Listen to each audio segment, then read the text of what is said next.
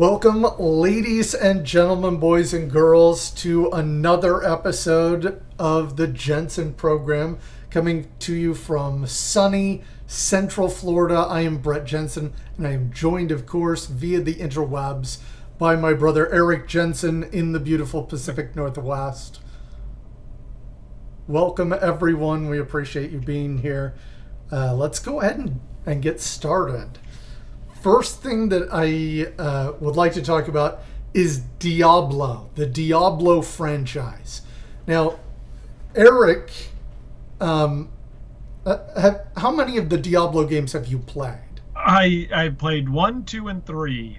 So I remember getting 2 for my birthday way back in the day, and that's by far the one I've played the most is Diablo 2. I think our little brother Kyle, he let me use his account, so that's how I played Diablo 3 for a while. But so I beat all 3 of those. I was going to say, you played through the story. You know what happens there. Yes. Diablo 4, it felt like they really escalated the story. The original one, like, I don't know if you've done some reading on where they went with that, but they came up with this adventure game, the RPG, Diablo 1, and they sent it to some guys who did the cinematics, and they came up with this crazy cinematic where he stuffs this crystal into his head, and the game designers were like, what in the crap do we do with that? They didn't even know that was going to be a part of it, but then they just rolled with it. That was the end of Diablo 1, to try and contain the demon, the Diablo, the Lord of Hatred. He stuffs this soul stone into his own head and hopes that he can hold on, which is kind of crazy. And then Diablo 2 follows that character who's losing the battle, ultimately kind of freeing the other prime evils, Mephisto, Lord of Hatred, and Baal, Lord of Destruction. And they kind of go on this path until heroes try and take him out. And then Diablo 3, it was supposed to be even an escalated thing where the forces of hell are kind of combining together in this ultimate master plan where they create a prime evil with all of them combined, so there's no longer infighting. So it seemed like they raised the stakes probably as high as they possibly could go.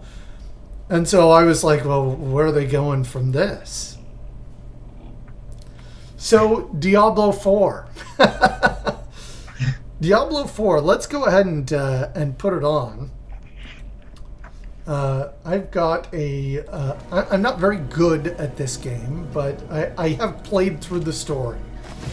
And I've got a sorceress who is almost level 50, so not even to Paragon levels. But it is kind of fun. Let's see. I'll just go somewhere quick. Let's see. I'd probably just step out of town and find something to get. One of the things that they added were mounts, so you can go a little bit quicker, but you don't get those right away. You have to get through like 3 acts of story before that's even a possibility. So that was a little bit disappointing. It says you have to do this quest, and I'm like, I've met that guy. I don't have that quest.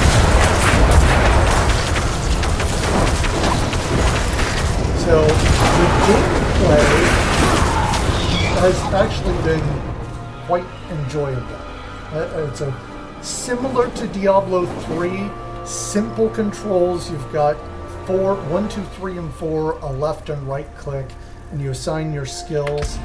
There's a tree for skills instead of what they did with Diablo 3, where they tried to eliminate the tree. They brought it back.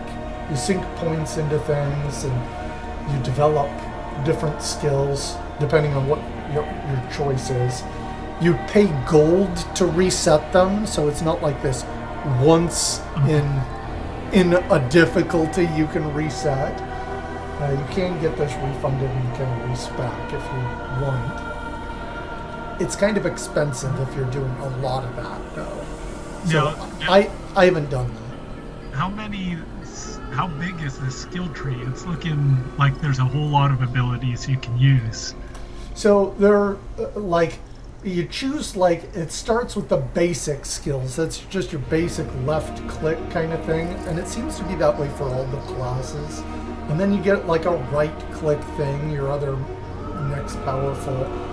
For the sorcerer, there's a defensive thing where you get flame shield, or I have teleport, which is always fun. And then conjuring, you get things that run around and help you. I've been a fan of using hydras and let them deal the damage while I run for my life like a coward. Meteor is a familiar one. We've seen that since Diablo 2. Firewall, we've had that since Diablo 1. And then there's an ultimate skill, kind of like what they did with Diablo 3, where you could...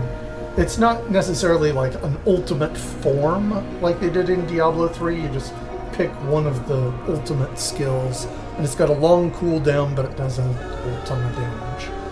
And it looks... This one that I have looks kind of cool. This big flame snake that slithers around and does a bunch of damage. It's kind of cool. And while it's going, I have a sub-skill that lets me cast other things without spending any mana. So there's all sorts of stuff that is kind of interesting in terms of gameplay. I thought it was a lot of fun to do the gameplay for the most part. One thing that's a little different, they've kind of gone open world. So I can go and kind of explore. It's not the dynamically generated overworld, kind of like what you had with Diablo 2, even Diablo 1, where that was their thing, a procedurally generated map. And that's not the case with the overworld, at least. They do have other dungeons and things that seem to be procedurally generated. But you explore this big open world. There are other players that you just happen to run into and can, without joining up, kind of cooperate and do things together. That's a plus. They also have adaptive difficulty based on your level. Everything kind of scales, which I personally don't like because I'm not very good at gaming, and I like to over-prepare so that things are easier later. And it doesn't matter how much I level up, I'm not going to get a huge advantage over everything like I could have in previous games. So eventually, maybe I'll just have to get good. As far as the different classes go, there's 5, right? There's 5, yes. So are they pretty similar to what's come before? Yeah. We've got the Necromancer, the Rogue, the Barbarian.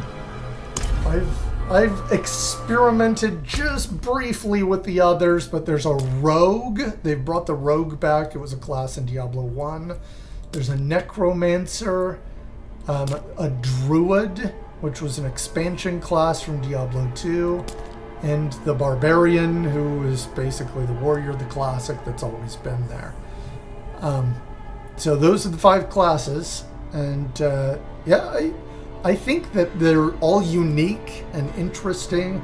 They've done a good job with the abilities thus far as I've seen, which is admittedly not very far, but... and you can't customize the appearance of your characters more than you could previously. It's not a ton. It's not like an MMO, but it's a bit. It's more than you could before. So in terms of the game, I'm going to go ahead and exit, and we'll just go and talk about it. Just play for the hour. Yeah. Let me... exit the game here, and we'll just talk about the story. Is something that I have been kind of interested in. What they did in Diablo 3 kind of in the background was say that the whole world of Diablo is what they call sanctuary, which was built as a refuge from this battle between the angels and the demons. And it was made by these two, an angel and demon, who snuck away together, supposedly falling in love, and their offspring became humans and mankind. And that's how humans came to Sanctuary, the offspring of this mother and father. The father being the archangel Inarius, who had been captured by the demons and tortured, and he wanted to escape. And his captor was who he ran away with. Stockholm syndrome, I guess. Lilith, the demon Lilith, and she's the main antagonist as you go through the story. And it sets out pretty quickly that it's about their downfall. In the introduction, it talks about, this is the story of, they set out to create this world of Sanctuary, and this is the story of their downfall. So it's not like escalating things like, to Dragon Ball Z levels of, where do we go from here? It's over 9,000! Yeah. But it kind of reminds me, this is something that you see a lot. Like, in the old times, people and things were more powerful, and now everything that you see artistic-wise, it's all ruins. The people that are living in these little villages, it's pretty meager. They're living on scraps, they're starving. The livestock in the farms doesn't look healthy. It's a gross place. And people are just scraping by, and it's brutal. It's definitely not for your kids.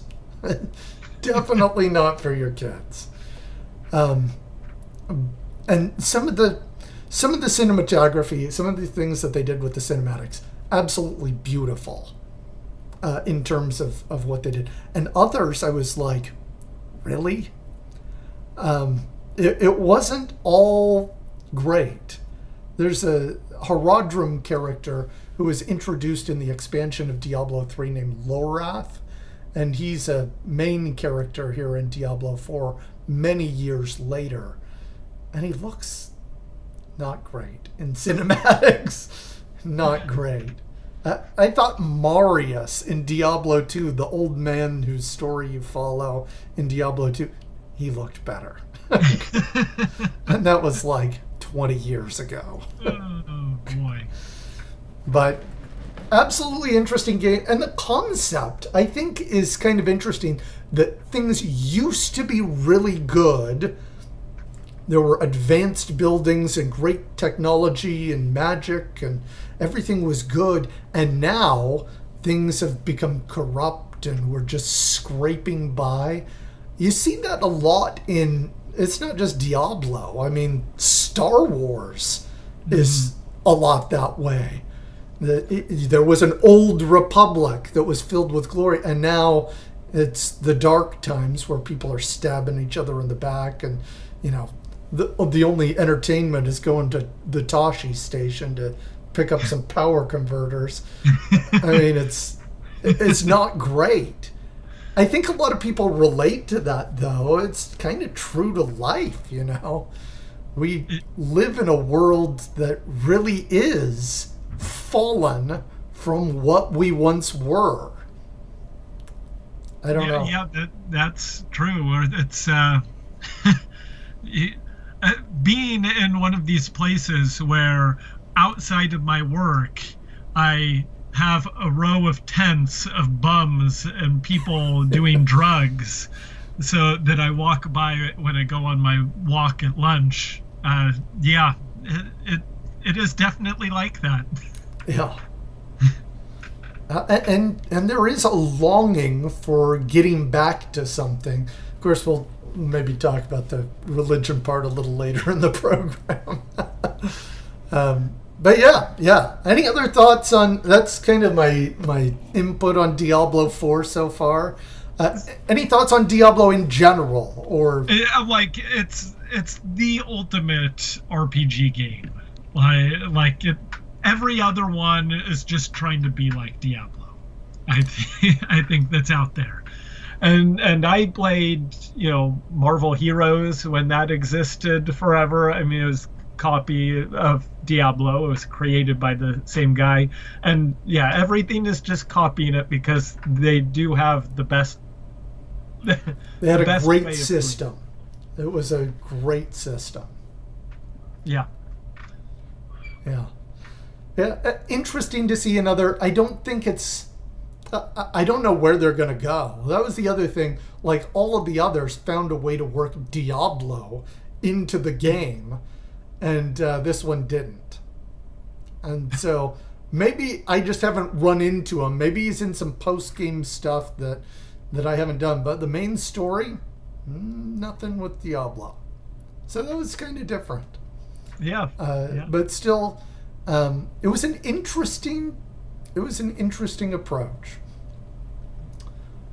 It really dark, really brutal. Definitely not for your kids, but it was interesting. Really, none of the Diablo games were ever for kids, even though we were all for it. Kind of played them anyway. It's true. Okay, let's talk about Lord of the Rings. This is something that we have. Boy, there's been a lot of adaptations. It's kind of a renewed interest in the Lord of the Rings. And one of the things that has become kind of a recent controversial bit is Magic the Gathering has created a set of cards based around the Lord of the Rings. Now, I don't know if you've seen all of these cards that they've created or the art. What are your thoughts on this generally? Well, my first thoughts when I heard of Magic the Gathering creating, Lord of the Rings was, this is going to be the coolest set ever, and I'm going to dump too much money into it. Having been a Magic fan since the 90s. But then they have some cool stuff. Like, I think releasing the One Ring that's one of one card that probably is going to be sold for over $1 million. I think that's pretty cool. But then you get, the trying to push your social agenda into Magic, and we've got race swapping, we've got grandmothers that are different races from their granddaughters, like Galadriel and Arwen are for some reason different, siblings are different, we've got it just doesn't match up even remotely close to what is actually in the books. I mean, Tolkien wrote this as an English mythology. Since England did not have their own mythology, he created one. And yeah. Yeah, no, I think you're right.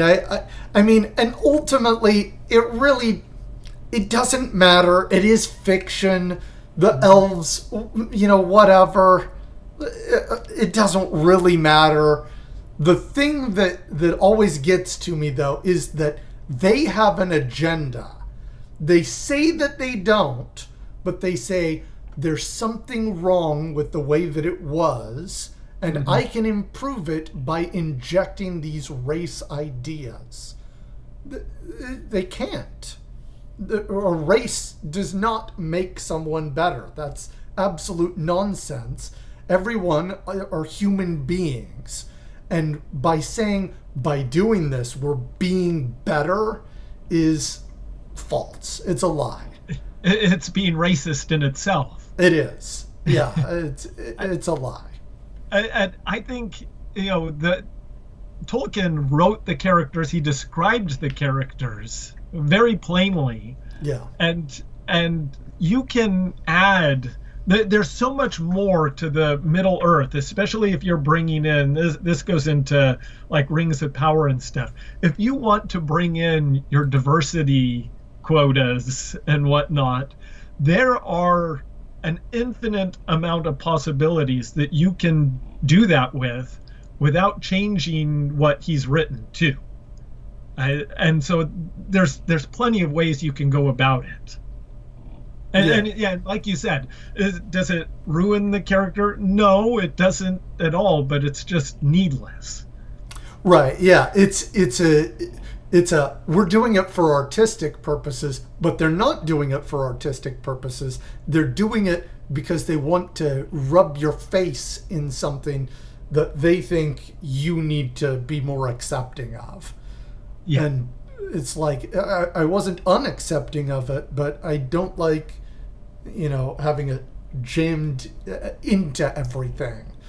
And of course, Disney does that, and with all of their new adaptations, and it's like it doesn't really matter, but No. they're saying that it doesn't matter, but they're making it matter. Yeah. Yeah. If they create some new stories instead of recycling, I mean, nobody was upset with Black Panther. Nobody was, frankly, I mean, there are lots of other stories that they could create that would be phenomenal. I don't know. It's you can't appropriate this, but they will appropriate you, and you have to like it. Yeah. Now that you've got the Rings of Power up here, I think more than race swapping, the thing that gets me, and Magic the Gathering leaves this alone because it's a card game. You're not, having the story here. In Rings of the Power, though, now obviously you have to change things, adapting something from a book to a film or a book to a movie or TV series. There will be changes, but some of the changes are so drastic, like condensing 1,000 years of history into 2 days. That stuff, I think, is even a greater travesty than a race swap or whatnot. The way that they wanted to make the big reveal, who is Sauron in Rings of Power, and it was better, I think, the way that Tolkien presented it, where you kind of knew who it was. This Lord of Gifts who, Gil-galad does not trust. But Celebrimbor was just so eager to get into the craft that he was willing to accept these gifts, and he paid the price, obviously, later. I like the I'm in plain sight, here's my fair form, I come bearing gifts, when really he was not. And they just, to have him say, oh, I have a great idea for you. Alloys. I'm sure you've never heard of that. It was like, really? He probably has. But suddenly his mind is blown. And there were a couple other things they threw in there. They did have some good stuff. But the Mithril, I'm sorry, Mithril dripping down, and all of the elves are apparently going to die the next day or next month or something. It did not make sense. Agreed. That was rather forced. Forced. And unfortunate. Unnecessary. They could have done that different. I do think, from what I've read, and I don't know what direction they're going to since it didn't work out well ratings-wise, that they've trying to make changes. And I think if they go, and if you want to make your own thing and following the wizard, is he, a good wizard or a bad wizard? But if you make him one of the blue wizards, and you can do whatever you want there. there's a lot of room because very little was specified. Exactly. That's an opportunity to make something new and interesting and probably be okay. And you can have it affect, the world with them not knowing it. Something just as big is going on over on this other part of Middle Earth that you don't know about. Yeah. Yeah. Yeah, 100%. That it was like that. Having been said, there were things that I saw that I was like, "Oh, they're gonna shove this down my throat." Like with the dwarves, they had. Now I'm not thinking of her name. The queen. It was Durin's wife, and I thought when I first saw the images and like gold on her fingers, I was like, this looks forced. But her performance was actually phenomenal. I liked her in that role. I thought she did fantastic. Yeah, she was great.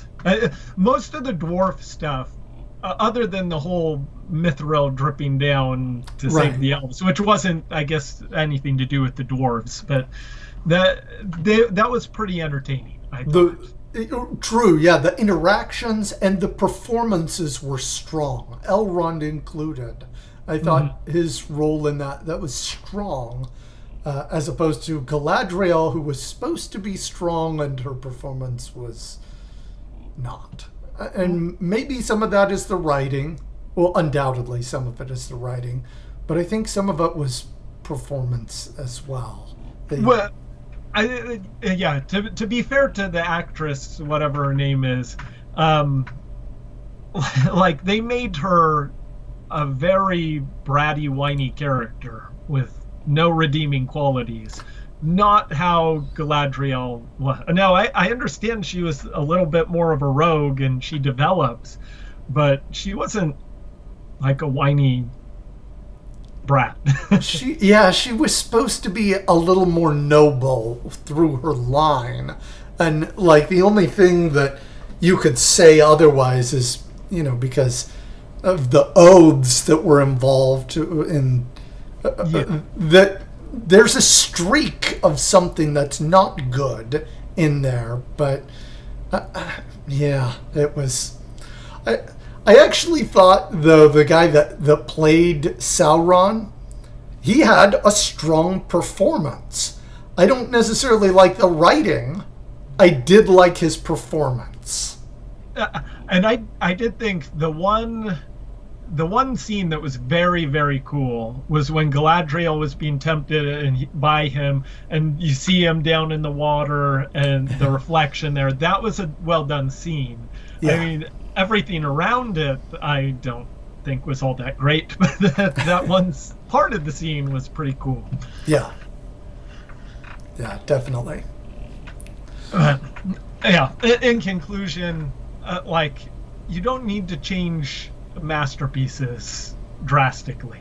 And there are small things, like changing Aragorn in the movies so that he's more of a reluctant hero rather than I've already reforged the sword, I'm going to go.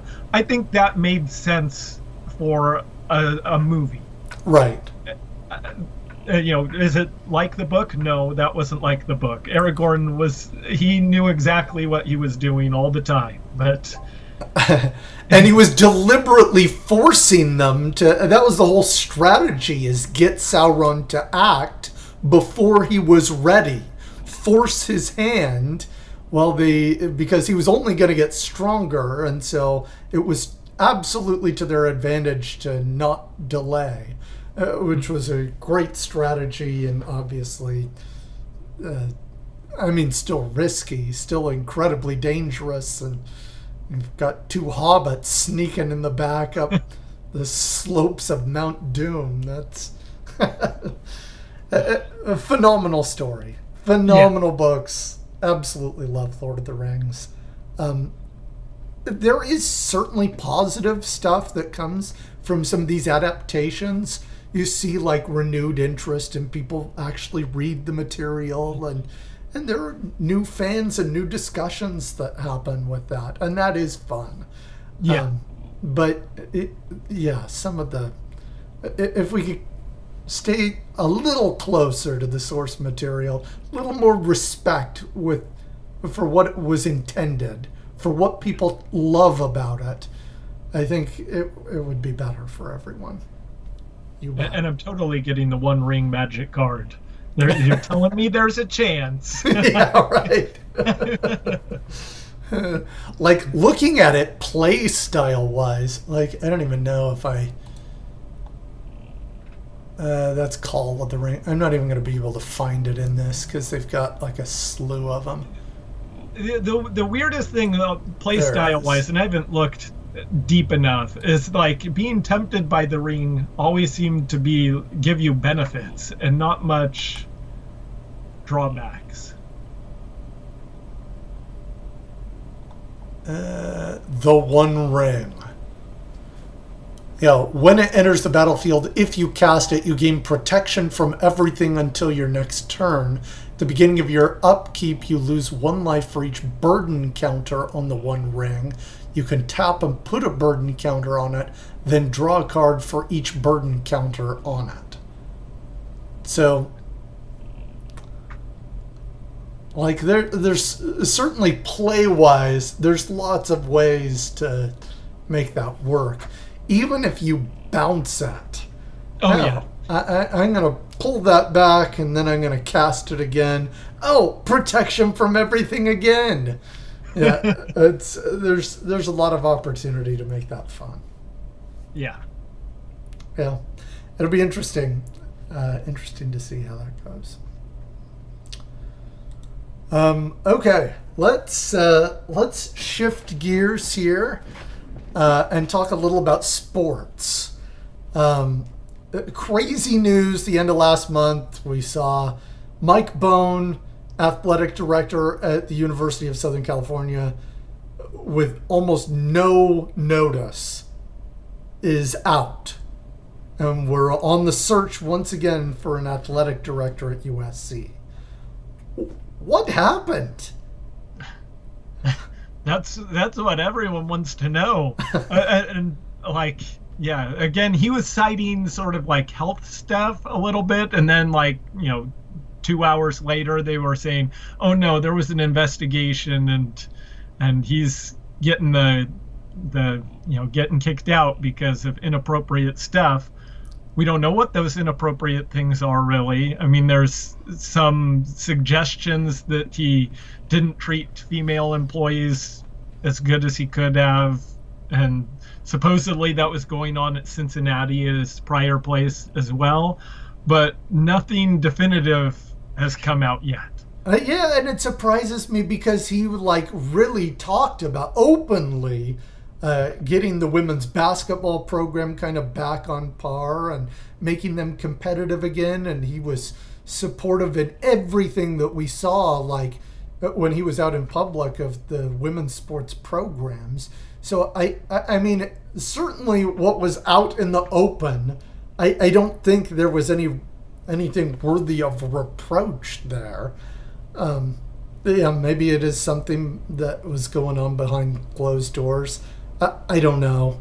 The weird thing about it as well is that, up until that point, I mean, no one had said anything but good things about him for all of the results that we've been getting. Getting Lincoln Riley, turning the baseball team around this season.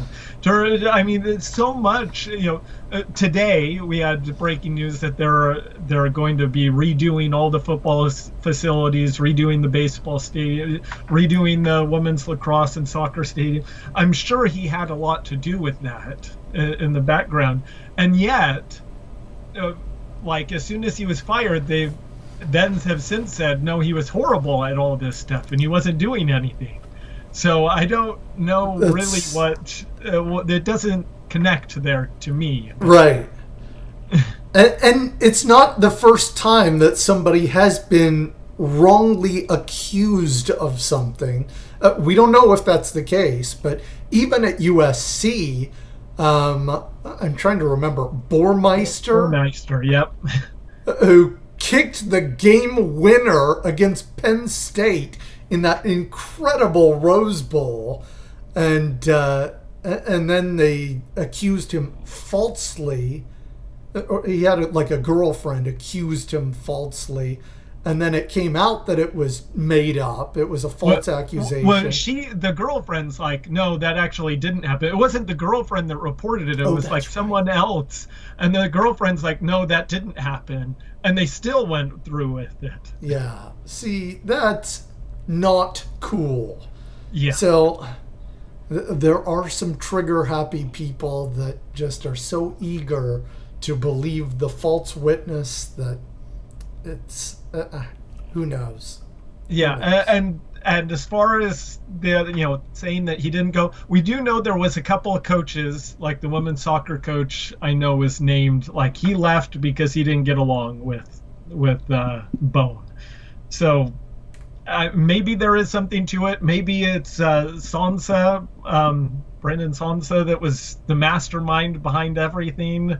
He got a lot of credit for getting Lincoln Riley in before he left for the NFL, but I don't know. And I don't know who they're going for. I mean, I think the good thing about having the search now is we're already set in the football.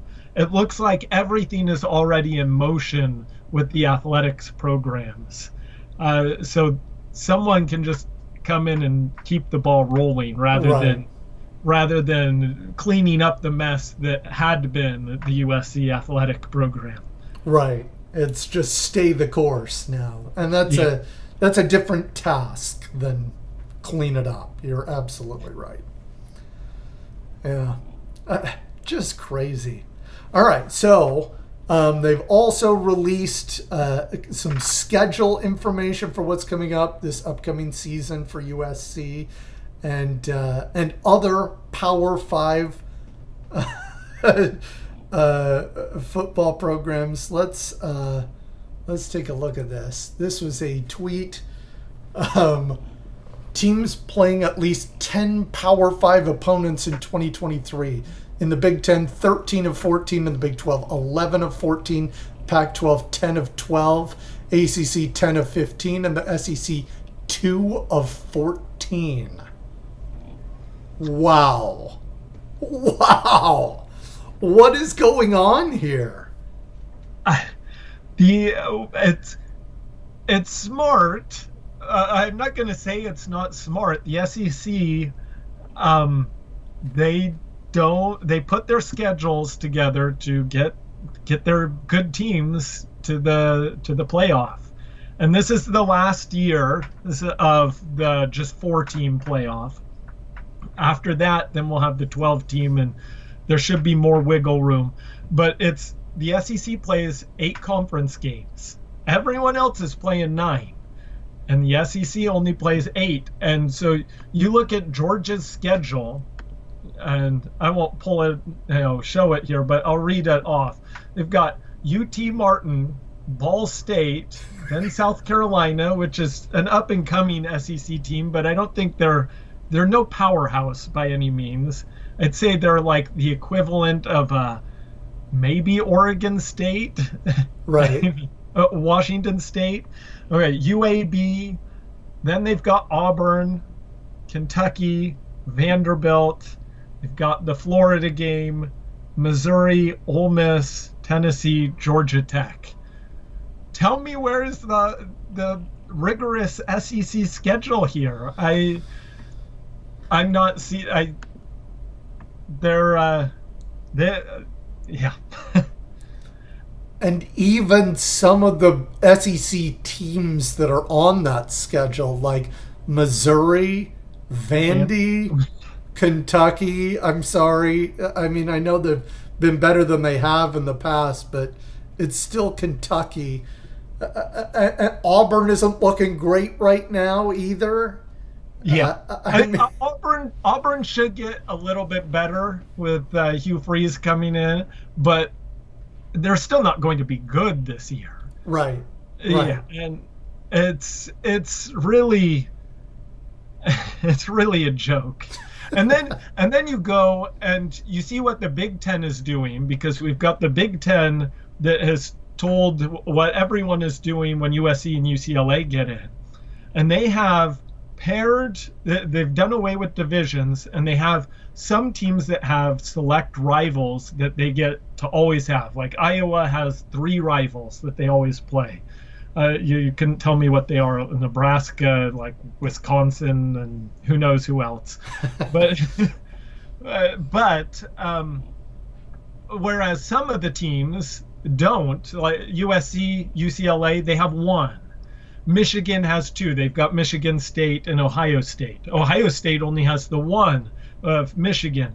So they've got this blend where some teams have, they play certain teams every year, but as a result, through a 4-year stretch, you'll be able to go to and have everyone come to your school and play. And that's good. Whereas in the SEC, they've kept it 8 games, and they and so you'll have Georgia, who has not played, I think, Texas A&M since they've joined the SEC.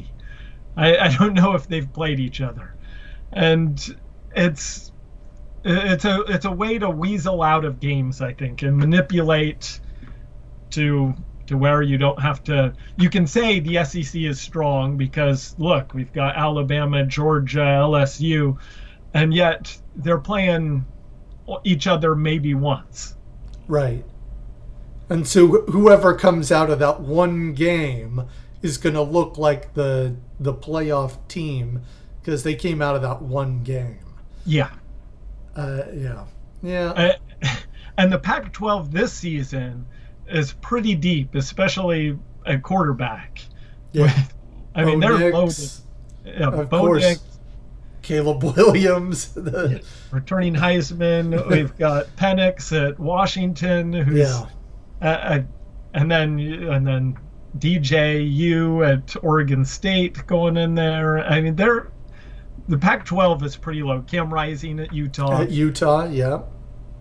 So it's it's going to be a brutal stretch, but yeah. I'm so excited. This is going to be great. But like until I think with the 12 games for the playoffs, I think that will help improve this scheduling, because then you can get 1-2 losses and still be good.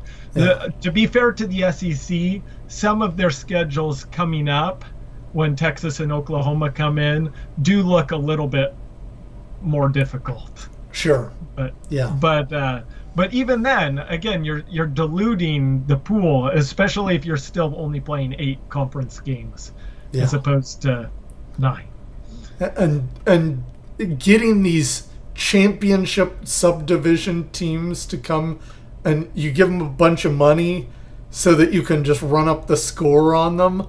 What does that do? That's buying wins. I really dislike that. It is what it is. And it's okay to schedule like a lower team. I mean, we have a group of 5 teams, and there's plenty of them that I'm sure you can schedule. I don't know why you're going into a lower division to play games. Yeah. As well, and USC being the only school that isn't doing that, or has it ever. Yeah, that's right. That's right. Because even Notre Dame and UCLA are scheduling them now. Yeah. Of course, I thought I had read somewhere in an upcoming season that we had one again, too. I know we had, and we cut it out, but I thought we had another coming up. Not that I know of. I hope not, because that really is a tradition to be proud of. Yeah, because 2024, we've got LSU, San Jose State, and Notre Dame as our non-conference. And then the following, it's Georgia Southern. That's what it was. It was Helton coming back. But yeah, that's Clay Helton, but that's not an 1AA or FCS. They're a group of 5 team. Oh. I thought for sure Georgia Southern was a championship subdivision team.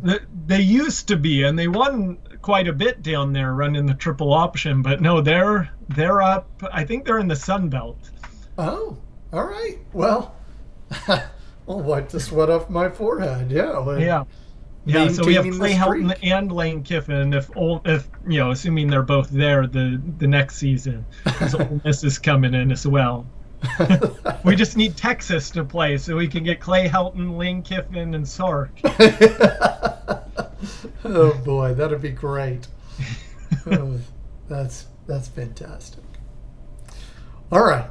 So, anything else on the sports topic? Oh, about 70 more days. Yeah, 72, I think, is what they're posting on Twitter. Okay. So, the other thing that I've been seeing on social media, if we switch gears to the religious portion of our program, there's been a ton of traffic on Twitter talking about whether or not Mormons are Christians.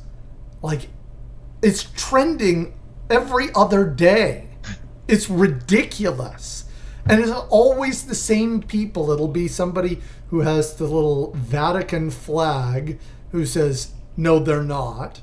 Or it'll be somebody who's like, an evangelical who says, no, they're not. And they get like 700 likes. And then it's... And then it's like Lego Joseph Smith on the other side saying, you guys are ridiculous. Using logic to disprove every one of them. And it really is kind of crazy because the thing that they say, well, you're not a Christian. And it's like, well, we believe in Jesus Christ. It's the Church of Jesus Christ of Latter-day Saints. And they said, no, you're more like Muslims. Muslims believe in Jesus too. They don't believe that he's the son of God. They think he's just a prophet, less than Muhammad. Sure, they believe he existed and was a prophet, but we look to him as the source of salvation. That's the key of the Book of Mormon. It's that Jesus Christ isn't just somebody that the apostles propped up in the New Testament. Like, before Babylonian exile, they knew that he was the Son of God. That's the point of the Book of Mormon, that Jesus is divine. Yep. That's apparently not good enough. No, the thing is Trinitarianism. That seems to be the key. You don't accept the Trinity. And anyone that doesn't accept the Nicene Creed doesn't count. Well, if you don't throw in some Greek philosophy in your religion, then how can you be true? It just cracks me up because on the one hand, they start the argument with, that's not biblical. And then they end the argument with, here's this document not in the Bible that you have to believe in order to be Christian. Like, that means Peter was not a Christian, if you want to use that. That was a pre-Nicene Creed. Came in after 300 AD. A bunch of leftovers just decided, well, we don't want to be polytheists, and we do have a father and a son. How do we resolve this? Let's pretend there's no conflict. Let's just pretend there's no conflict. And that's the doctrine of Trinitarianism. I've had people explain this to me or try and use analogies. I don't know if you had people do this to you at all. No one believed anything in Sweden. We didn't have very many religious discussions. That's funny and sad too, but so I've had people say it's like water. How water can sometimes be ice or sometimes a liquid or sometimes a gas, but it's all water. And so I'd follow up and say, so does that mean sometimes God is the Father and sometimes he's the Son and sometimes he's the Holy Ghost? Is it kind of a modal thing? No, you don't get it. It's like the egg. You have the shell and the white and the yolk, and they're all different parts, but they're all a part of the egg. So part of God is the Father, part of God is the Son, and part of God is the Holy Spirit. No, they're all the same. It's all one, but they're all three. And it's at some point it comes to this realization that either they just say, I refuse to accept that there's any kind of contradiction in this reasoning, even though I won't explain it because God is unknowable, and they'll keep that way. Or the other one that's been going around Twitter that I saw the other day, which cracked me up, they compared the Trinity to Cerberus, the three-headed dog that guarded the underworld. That it's all part of one body, but each head was unique. And I thought, that's the Trinity. It's some kind of Cerberus. It's a Hydra. They're all Hail Hydra-ing this version, which is a little argumentative, and it's supposed to be a little tongue-in-cheek, but that is kind of the idea. This is absolute nonsense, though. Well, especially, I think, the one that I see a lot is we can't comprehend it. God is just so much far above. But then, like, having just been in the book of John here, we learn that it is life eternal to know Jesus Christ. That's life eternal. And then he goes on and says, I want you to be one, just like I am the Father of one. So are we supposed to join into this three-headed dog? That's the key. That's the key. Instead of trusting the Nicene Creed, we could just go and see what Jesus said about being one in John 17 in the intercessory prayer. That's exactly where he lays it out. And he says that they may be one, the apostles may be one in me as I am in thee to the Father, which obviously is not in person or essence, whatever that means. It's in every other aspect. It's like you can't... So there is a context in which it's appropriate to say there is one God. That's absolutely appropriate, because you can't go to the Father and say, I'd like something, and you get an answer and say, oh, I didn't like that answer. Maybe the Son will favor me and I'll go and talk to Jesus. You're not going to get something different. Same with the Holy Ghost. They're one. They're completely united in every other aspect except for physical bodies, which is obvious by anybody who's read the New Testament. I mean, no man had seen God at any time, but I mean, we saw Jesus, right? So how do you resolve that? There's a separate Father and Son. I mean, it's obvious if you read the Bible and you understand there's a reason why he would portray himself as one, and it's not to be this Hydra. No, and yeah, and he wants us to be one. He wants that's the thing. He's shown the example and wants us to do exactly what he did. Yeah, all of the disunity, all of the problems that we have, all the strife and difficulty, that is not a part of God's program. That is not something that has a place in his kingdom. I mean, can you imagine fighting in heaven? That cannot be allowed to stay. And when there is something like that, well, the people who do it, they're out. And that's where we get Satan. That's the whole point of that. Like, it's not a huge mystery. The scriptures are fairly clear on that.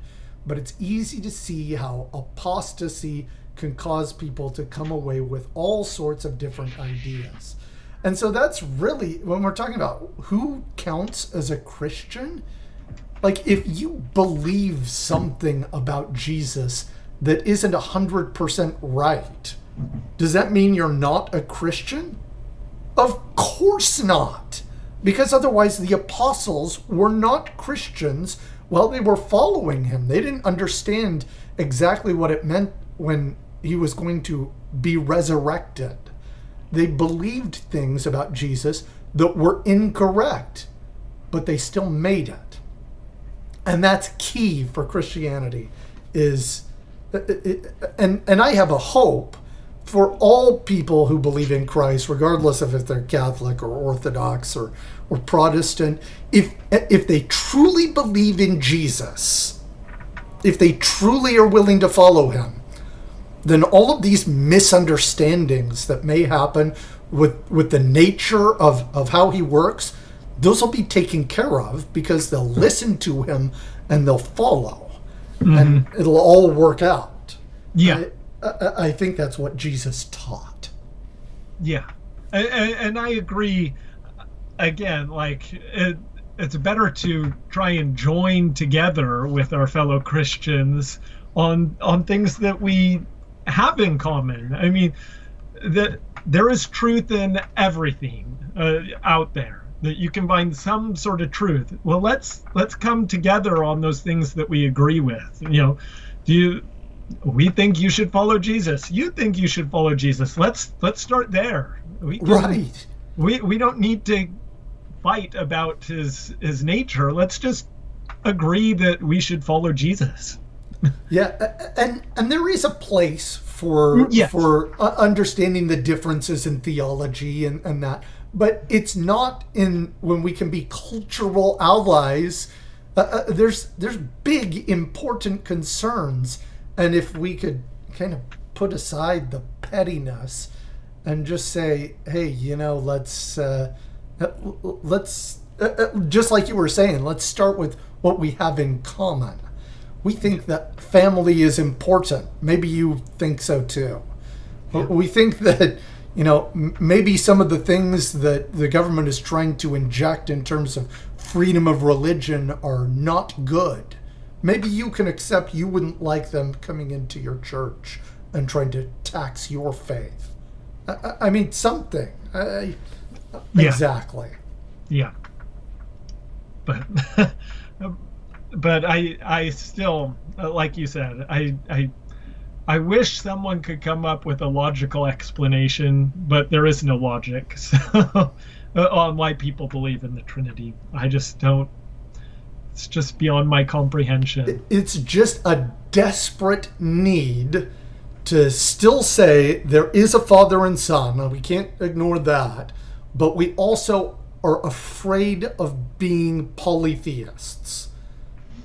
And so we have to reconcile that by saying there's no conflict. Of course, the Jews would tell them, yeah, there is a conflict. You're polytheists. And it's the same thing that they try and tell members of the Church of Jesus Christ. Oh, you count as polytheists. And it's like, not really.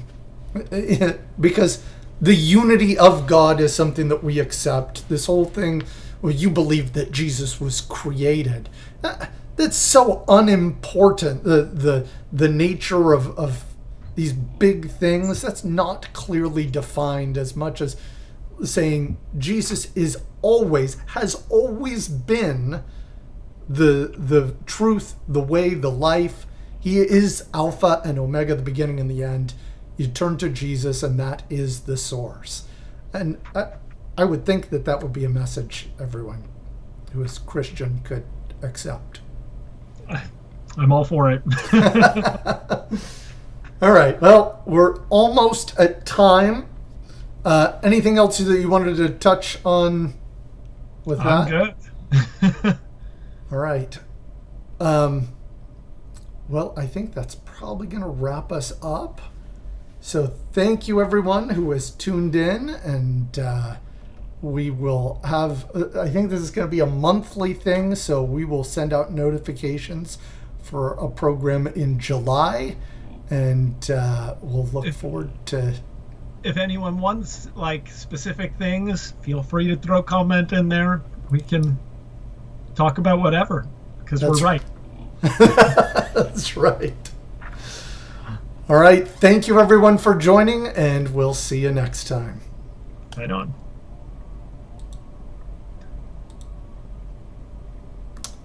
Stream finish.